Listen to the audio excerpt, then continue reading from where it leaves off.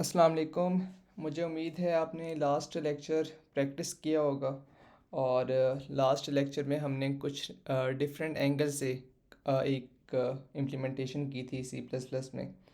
अच्छा, बात शुरू हुई थी Q1 से जब हमने BMI का कोड लिखा था और मैंने BMI का फार्मूला इम्प्लीमेंट किया और मैंने कहा कि डिफरेंट कैटेगरीज़ हैं, ठीक है, आपके वेट की।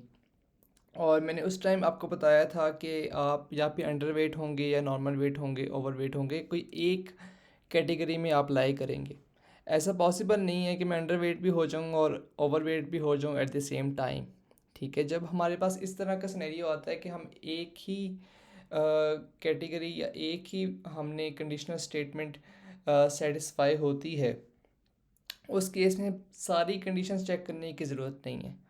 मिसाल के तौर पे अगर मैं कह रहा हूँ कि मेरा BMI 18.5 से कम नहीं है, ठीक है, तो इट मीन्स कि मैं अंडरवेट नहीं हूँ।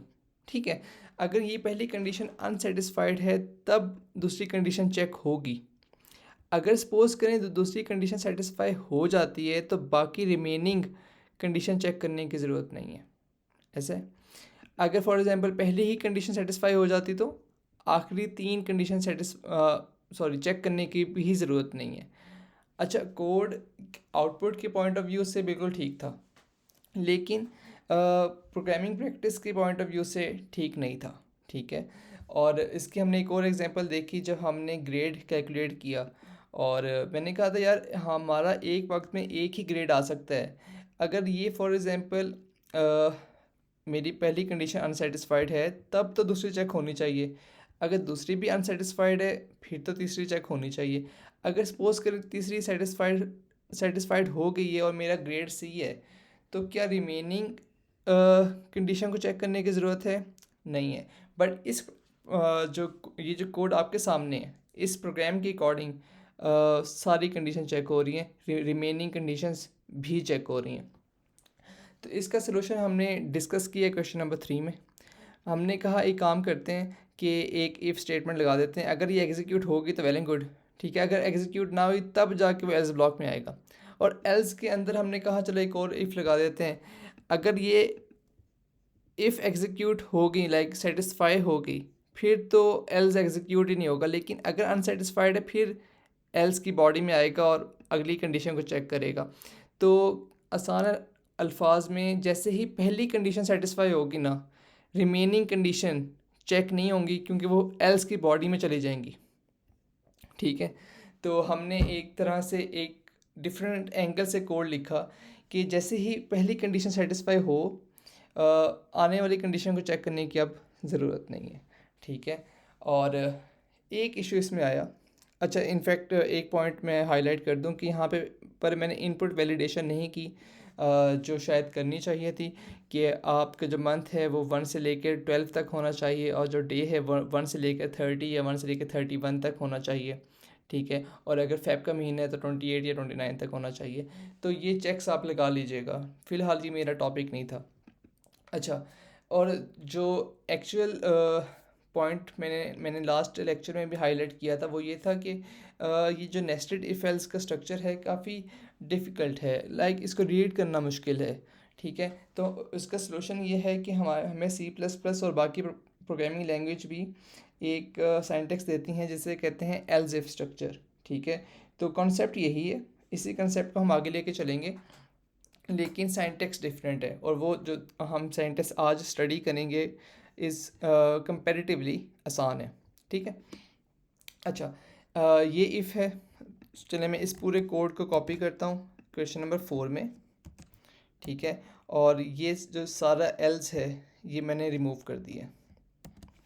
ठीक है, अब क्वेश्चन नंबर 3 में आप देखें तो ये एल्स के अंदर एक इफ़ है, ये एल्स की बॉडी है और इसके अंदर एक इफ़ है, राइट। तो हम इस एल्स और इफ़ को कंबाइन कर सकते हैं। कंबाइन कैसे करेंगे वो देख लेते हैं। इसको कॉपी करें, ये सिर्फ आपको समझाने के लिए सिर्फ सिंटैक्स एक्सप्लेन करूँगा, बाकी कॉन्सेप्ट आई थिंक क्लियर है। और यहाँ पे कंट्रोल वी। ठीक है, तो हुआ क्या कि मैंने इस एल्स के साथ इस इफ़ को कंबाइन कर दिए ताकि रीडेबिलिटी मेरी इन्हेंस कर जाए। ठीक है। सिमिलरली इस एल्स को इस इफ़ के साथ भी कंबाइन किया जा सकता है, तो I think it's very easy. Control C, else if, ठीक है, कंट्रोल वी कर दिया मैंने, और ये इसकी बॉडी है। सिमिलरली इस एल्स इफ को भी कंबाइन किया जा सकता है, तो मैं इसको कॉपी कर लेता हूँ पहले, control C and control V, else if, ठीक है, और इसकी बॉडी भी डिफाइन कर देते हैं, और जो सी और स्टेटमेंट्स हैं उसको भी कॉपी कर लेते हैं। कंट्रोल सी, कंट्रोल वी, अच्छा हो चुका है। और ये जो है सेकंड, ये था समर, नहीं, I think that was spring, ठीक है। और जो थर्ड है वो था समर, इसको कर लेते हैं इंडेंट, अच्छा। और जो लास्ट है वो है ऑटम, तो इसको भी इंडेंट कर लेते हैं, AUTUMN। अच्छा, इस कोड में जो आपके सामने लिखा हुआ है और इस कोड में कोई डिफरेंस नहीं है कंसेप्चुअली, ठीक है, सिर्फ सिंटैक्स का डिफरेंस है, और ये कोड समझना कंपैरेटिवली मुश्किल है। ये जो चीज़ है काफ़ी आसान है, ठीक है। लेकिन कंसेप्ट में एक दफ़ा फिर रिपीट कर देता हूँ, जैसे ही पहली कंडीशन मीट करेगी बाकी रिमेनिंग कंडीशन चेक नहीं होंगी। मिसाल के तौर पे अगर हाईलाइटेड जो इफ़ कंडीशन है ये सेटिस्फाई हो गई है, तो इनमें से कोई कंडीशन भी चेक नहीं होगी, ठीक है। सिमिलरली अगर फॉर एग्जांपल ये अनसेटिस्फाइड है, फिर जाके दूसरी कंडीशन चेक होगी, और ये भी अनसेटिस्फाइड है तो तीसरी चेक हो जाएगी। अगर तीसरी सपोज करें सेटिस्फाइड हो गई है, तो आने वाली जितनी कंडीशंस हैं वो चेक नहीं होंगी। इसे कहते हैं एल्स इफ स्ट्रक्चर, और कंसेप्चुअली ये वही चीज़ है जो हमने यहाँ पे सीखी थी। लेकिन ये सिंटैक्स जो है वो कंपैरेटिवली आसान है, और आप इसको इस तरह समझें कि इस इफ़ का ये एल्स है और इस एल्स के अंदर एक और इफ़ है। अच्छा, इस इफ़ का ये एल्स है और इस एल्स के अंदर एक और इफ़ है, इस इफ़ का ये एल्स है और इस एल्स के अंदर एक और इफ़ है, ठीक है। आप इस तरह समझ लें, तो ये वही चीज़ है जो हमने यहाँ पे सीखी थी।